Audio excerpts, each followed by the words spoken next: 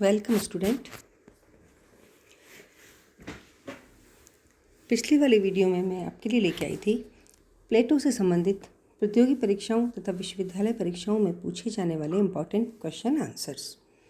आज इस वीडियो में मैं आपको बताऊंगी अरस्तु से संबंधित प्रतियोगी परीक्षाओं द्वारा प्रतियोगी परीक्षाओं तथा विश्वविद्यालय परीक्षाओं में पूछे जाने वाले इम्पॉर्टेंट क्वेश्चन आंसर।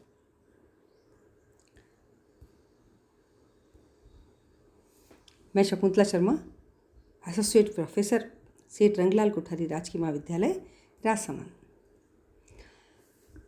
अरस्तु का जन्म कब हुआ था? पहला क्वेश्चन है हमारा कि अरस्तु का जन्म कब हुआ। तो अरस्तु का जन्म 384 ईस्वी पूर्व मैसिडोनिया के स्टेगिरा नामक स्थान पर हुआ था, जो यूनानी उपनिवेश था, है ना, मैसिडोनिया के स्टेगिरा नामक स्थान पर। और कब हुआ था? 384 ईस्वी पूर्व। अरस्तु किसका शिष्य था? तो अरस्तु प्लेटो का शिष्य था। अरस्तु की प्रसिद्ध पुस्तक का क्या नाम था? अरस्तु की प्रसिद्ध पुस्तक का नाम था पॉलिटिक्स, जो उन्होंने 352 ईसा पूर्व लिखी थी। बीसी, बिफोर क्राइस्ट भी जिसको बोलते हैं। अरस्तु ने कौन सी शैक्षणिक संस्था खोली थी? अरस्तु ने लीसियम नामक शैक्षणिक संस्था 335 ईसा पूर्व खोली थी। आपको पता होगा प्लेटो ने भी एक शैक्षणिक संस्था खोली थी जिसका नाम क्या था? एकेडमी। और अरस्तु की जो शैक्षणिक संस्था उसका नाम क्या है? लीसियम। अरस्तु द्वारा किन पद्धतियों का प्रयोग किया गया था? तो अरस्तु के द्वारा आगमनात्मक पद्धति, द्वंद्वात्मक पद्धति, सोदृश्य पद्धति और अन्विक्षात्मक पद्धति का प्रयोग किया गया। प्रमुख आदर्शवादी विचारकों के नाम बताइए। ऐसे कौन से विचारक थे जो आदर्शवादी विचारक कहलाते हैं? प्लेटो, अरस्तु, रूसो, हीगल और ग्रीन। यह जो विद्वान हैं, ये जो विचारक हैं, ये आदर्शवादी विचारक के नाम से जाने जाते हैं। किसी वस्तु का उद्देश्य पूर्व निर्धारित होता है, यह कथन किसका है? किसी वस्तु का उद्देश्य पूर्व निर्धारित होता है, तो ये कथन किसका है? यह कथन है अरस्तु का। अरस्तु ने बताया कि किसी वस्तु का उद्देश्य पूर्व निर्धारित होता है। राज्य मनुष्य का पूर्वगामी है, यह किसका कथन है? यह भी अरस्तु का ही कथन है। अरस्तु के अनुसार राज्य मनुष्य का पूर्वगामी है।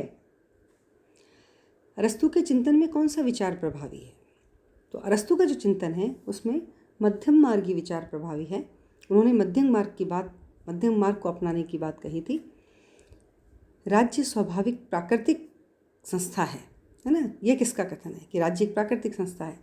यह भी कथन है अरस्तु का। अरस्तु के अनुसार राज्य एक स्वाभाविक और प्राकृतिक संस्था है। राज्य समुदायों का समुदाय है, यह किसका कथन है? यह भी कथन अरस्तु का ही है कि राज्य समुदायों का समुदाय। बहुत सारे समुदाय होते हैं, इसी तरह से राज्य भी क्या है? उन समुदायों में से एक समुदाय है। यह किसने कहा? अरस्तु ने। राज्य का अस्तित्व जीवन के लिए है, लेकिन राज्य अच्छे जीवन के लिए बना हुआ है, यह किसका कथन है? किसने कहा है ये कि राज्य का अस्तित्व जीवन के लिए है और वह अच्छे जीवन के लिए बना हुआ है? यह भी कथन अरस्तु का है। अरस्तु के अनुसार राज्य का अस्तित्व जीवन के लिए है, लेकिन राज्य अच्छे जीवन के लिए बना हुआ, केवल अच्छा जीवन। जो व्यक्ति राज्य में नहीं रहता वो या तो पशु है और या फिर देवता। यह किसका कथन है? यह भी कथन अरस्तु का है। उन्होंने कहा है कि व्यक्ति एक सामाजिक प्राणी है ना, और वह समाज में ही रह सकता है। यदि वह समाज में नहीं रहता है, यदि राज्य में नहीं रहता है, तो वह पशु है या फिर देवता है। राज्य एक नैतिक संगठन है जो आत्मनिर्भर एवं सर्वश्रेष्ठ है, यह किसने कहा? यह भी कथन अरस्तु का ही है। अरस्तु की बहुत सारी बातें आज हमने डिस्कस करी, उनकी बहुत सारी परिभाषाएं आज हमने डिस्कस करी हैं। अधिकतर एग्जाम्स के अंदर इन लाइनों को दे दिया जाता है और ये पूछा जाता है कि ये किसने कहा है या ये कथन किसका है। तो राज्य एक नैतिक संगठन है जो आत्मनिर्भर एवं सर्वश्रेष्ठ है, यह भी किसने कहा है? अरस्तु ने ही कहा है। यह तो प्रकृति का नियम है कि वरिष्ठ कनिष्ठ के ऊपर शासन करेगा, यह कथन किसका है? यह भी अरस्तु का ही कथन है। अरस्तु के ही अनुसार यह प्रकृति का नियम है कि वरिष्ठ जो है वह कनिष्ठ के ऊपर शासन प्रशासन करता है। प्रथम राजनीतिक वैज्ञानिक किसे कहा जाता है? प्रथम राजनीतिक वैज्ञानिक कहा जाता है अरस्तू को। अरस्तू ने संविधान का वर्गीकरण कितने आधार पर किया, जिसको हम राज्यों का वर्गीकरण भी बोलते हैं, क्लासिफिकेशन ऑफ स्टेट्स भी बोलते हैं। तो अरस्तू ने जो संविधानों का वर्गीकरण किया वो 2 आधार पर किया। पहला आधार संख्या के आधार पर और दूसरा उद्देश्य के आधार पर। अरस्तू ने सर्वश्रेष्ठ शासन प्रणाली के लिए किस शब्द का प्रयोग किया है? देखिए, अरस्तू ने सर्वश्रेष्ठ शासन प्रणाली के लिए एक विशिष्ट शब्द का प्रयोग किया है और वह शब्द क्या कहलाता है? पॉलिटी। तो पॉलिटी को वह सर्वश्रेष्ठ शासन प्रणाली मानते हैं। अरस्तू के अनुसार क्रांति का क्या अर्थ है? तो अरस्तू के अनुसार क्रांति का अर्थ है संविधान में परिवर्तन। छोटा भी हो सकता है, बड़ा भी हो सकता है, आंशिक भी हो सकता है, पूर्ण भी हो सकता है, लेकिन जो संविधान के अंदर परिवर्तन है वह क्या कहलाता है? क्रांति, अरस्तू के अनुसार। दास प्रथा में मानवीयता का तत्व मौजूद है। आपको पता ही होगा कि अरस्तू ने दास प्रथा का विशेष रूप से पक्ष लिया है, समर्थन किया है, और उसके समर्थन पे दास प्रथा में मानवीयता का तत्व मौजूद है ये कहा गया। तो किसने कहा? किसका कथन है? ये बारकर ने कहा है, ये बारकर का कथन है। विधि युग युग के अनुभव की संचित निधि है, यह किसने कहा है? विधि माने कानून, युग युग से बनता है ना, युग युग के अनुभव की संचित निधि है। किसने कहा? अरस्तू ने। विधि वासना रहित विवेक है, यह किसने कहा?